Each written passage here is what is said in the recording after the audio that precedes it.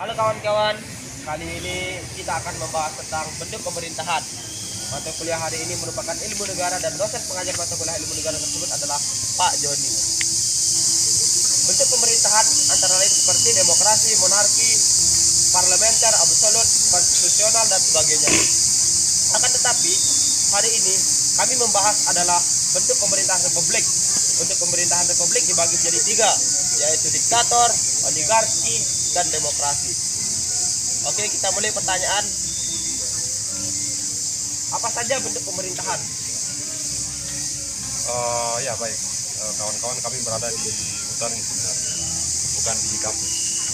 Dan di sini kami bertiga. Sebelum itu kami ucapkan selamat pagi yang nonton pagi hari, selamat siang yang nonton siang hari, dan selamat sore yang nonton sore hari, dan selamat malam yang nonton malam hari. Dan kawan saya tadi sudah menguraikan bahwa hari ini kami bicarakan adalah soal bentuk pemerintahan. Jadi tadi pertanyaan adalah apa saja bentuk pemerintahan. Jadi bentuk pemerintahan banyak. Tadi sudah sebutkan bahwa bentuk pemerintahan absolut, monarki, kemudian parlementer, konstitusional, dan demokrasi. Seperti itu. Jadi Indonesia memiliki satu presiden.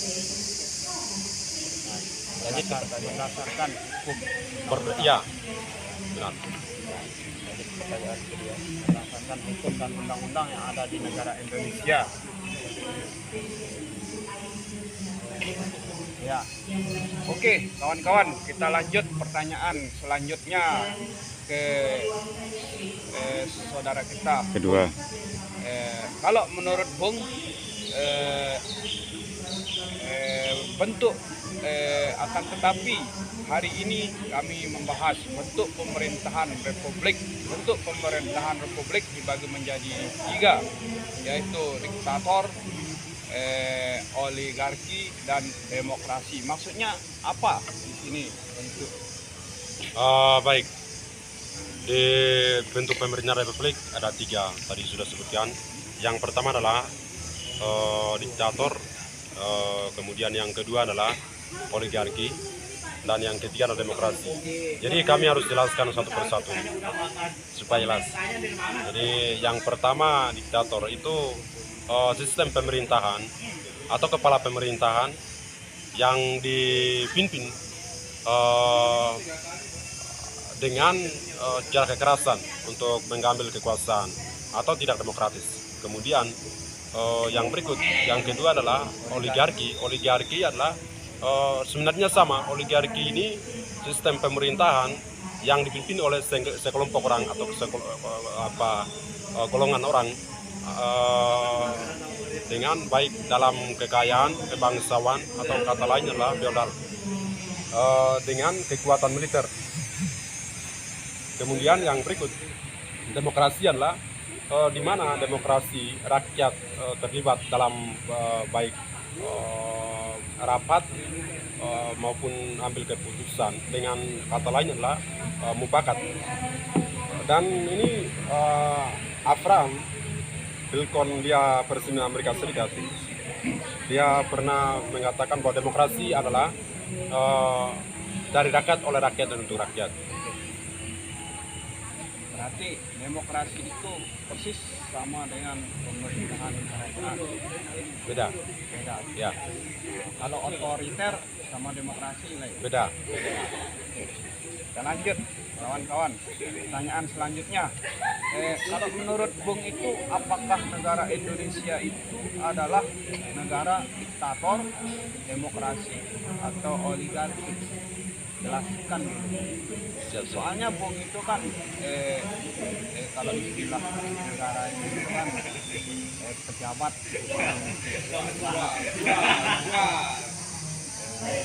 historis. Ya, pertanyaannya adalah menurut saya apakah bentuk pemerintahan Indonesia itu diktator atau oligarki atau demokrasi. Jadi kami tahu bahwa negara Indonesia adalah negara demokrasi. Tapi praktek-prakteknya adalah bentuk pemerintahan oligarki, bentuk pemerintahan diktatoral. Mengapa kami katakan demikian? Karena pemerintah Indonesia dia tidak pernah memberikan ruang demokrasi kepada rakyat untuk menyampaikan pendapat. Kira-kira seperti itu. Oke, lanjut ke pertanyaan yang kedua. Pertanyaan yang terakhir ini, Bung. Bagaimana ruang demokrasi hari-hari ini? Bawa ke simpanannya langsung ya. Ya, Lemah bateri ini. ruang demokrasi hari-hari ini sudah tidak ada lagi. Tidak ada lagi bagi rakyat tertindas, terisap, termiskin, dan terbudak. Sekarang bebas berdemokrasi. Apapun.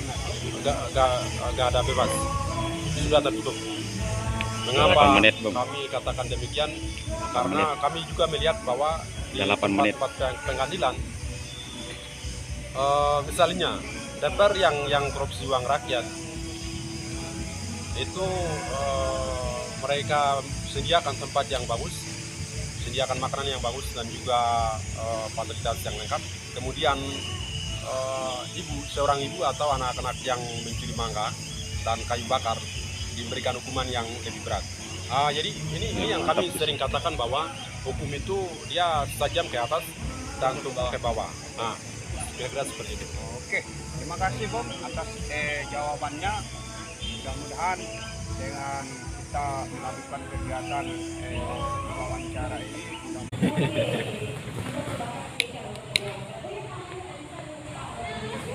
Baik, kawan-kawan. Ini kacamata kami, kacamata saya. Saya melihat bahwa tadi kawan saya di samping bagian ini nih, kawan saya ini, dia mengatakan reformasi dan ini bla bla bla itu jauh beda dengan kepemimpinan Joko Widodo hari ini. Itu pendapat kawan. Dan ini negara demokrasi, jadi kami hargai pendapat kawan. Pendapat atau Ya, perbedaan adalah hal yang lumrah. ya, karena perbedaan merupakan kekayaan dan kekuatan kita bersama. Jadi mungkin saya berbeda pendapat soal demokrasi hari ini. Mengapa saya katakan demikian? Karena memang kami tahu bahwa Soeharto merupakan berwatak militeristik dan otoriter. Jadi ketika warga mau menyampaikan pendapat selalu dibungkam, bahkan ditangkap dan juga dibunuh zaman Soeharto. Dengan terang-terangan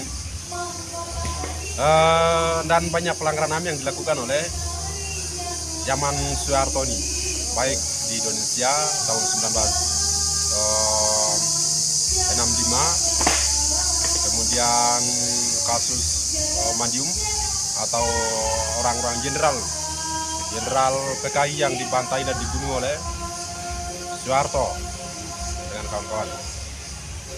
Kemudian pelanggaran HAM banyak yang terjadi di Indonesia Timur, di Timur Leste, di Aceh dan juga di Papua. Dengan ini Soeharto ini dia terang-terangan. Namun rezim hari ini Joko Widodo dia di depan baik, tapi di belakang dia sangat licik dan sangat jahat. Mengapa kami katakan demikian? Karena hari-hari ini pemerintah Indonesia membuat undang-undang seperti undang-undang makar, undang-undang ITE, kemudian undang-undang Omnibus dan lain sebagainya. Ini tujuannya adalah untuk menindas dan membatasi ruang gerak rakyat sebenarnya. Jadi dan pelanggaran HAM terbesar yang Joko Widodo tidak bisa ditangani dengan baik hari ini adalah COVID-19 ini sebenarnya. Itu menurut saya. Jadi memang bagi kami ruang demokrasi sudah tidak ada. Jadi untuk mengubah sistem pemerintahan hari ini adalah membantai orang-orang yang ada dalam pemerintahan, seperti Luhut Panjaitan, Wiranto, Prabowo. Mengapa kami katakan demikian? Karena orang-orang yang kerja di dalam pemerintahan hari ini adalah aktor-aktor pelanggaran HAM, yang terutama di Papua, di Aceh, di Timur Leste. Salah satunya adalah Wiranto ini. Wiranto ini sebenarnya negara-negara luar sudah tidak akui bahwa Wiranto adalah manusia, sehingga dia tidak bisa keluar dari negara ini. Dan di kampus merupakan tempat belajar kebebasan untuk berekspresi, menyampaikan pendapat. Tapi kami juga melihat bahwa di kampus Unduram ini birokrasi kampus mereka sering kerja sama dengan pihak kepolisian. Itu Polda NTB, intelijen, dan TNI Polri pernah masuk di kampus untuk membatasi ruang gerak mahasiswa. Dan juga diskusi dan lapak baja selalu dibungkam, direpresi, dan dipukul. Jadi menurut kami ruang demokrasi tidak ada di Indonesia. Seperti itu. Oke, itu saja pembahasan kita pada siang hari ini. Sekian, kami pamit undur diri. Saya Bung Awan dan ini Bung. Dan ini Bung. Salam demokrasi.